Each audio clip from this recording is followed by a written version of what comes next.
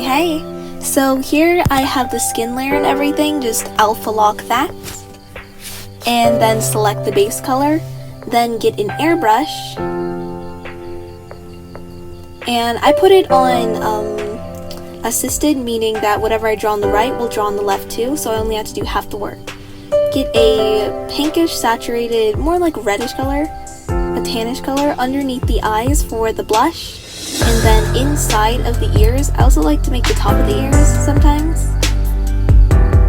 And then by the eyes, underneath the eyebrows to the eyes, I usually make that area just like dark, that entire area shaded. I feel like it gives the face a lot more depth. And then carrying on underneath the chin, we are creating a little shadow to show that the neck is a little further back than the head. So I just color the entire thing.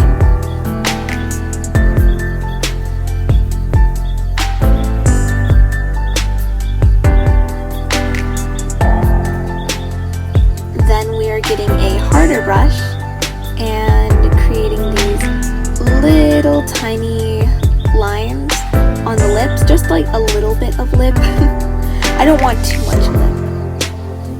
And then we are getting a slightly darker color, a little more saturated, and we are going to then create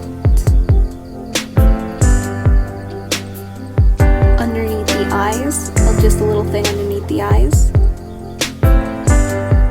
and then underneath the chin too. It always helps to have more than one color. It really helps just to bring things out a lot when you have different colors aside from just two shades. It helps just to have multiple shades of a particular color. To also make sure to have a lot of contrast. In my opinion, I find it good to have a lot of contrast, to have a lot more dark and a lot more light, a bit more of a separation, because it makes your things pop out a little more. So now I'm just creating the shadows from where her hair is. It's pretty self-explanatory. My idea was that the light was kind of coming from the front, slightly up. Yeah, so nothing too complicated here. Then I'm getting a more saturated color. And I am darkening some areas, and now I'm going over to the cheeks and creating these diagonal little lines, because that's how you do blush. I don't even know who came up with that. Now I am using the smudge brush and kind of just blending the lips a bit to make them look a little more soft. Then with a white, I make sure to turn off assist so that it only draws on one side of the picture.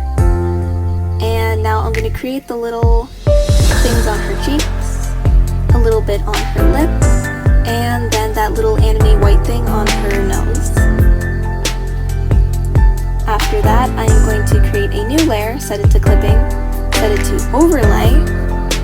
Well, actually I'm going to change that to multiply. I'm going to change that to multiply. I am going to get a yellow, an airbrush, and just want to see that other. Then at the very top, I will color it. Then I will get a red, these are all very pastel, and then just brush it across the face in the middle.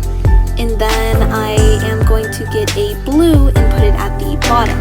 I always find it better to do this, to have like kind of multiple colors like that, all with an airbrush. All with an airbrush, baby. Anyways, that's all. Thank you so much for watching, and see ya!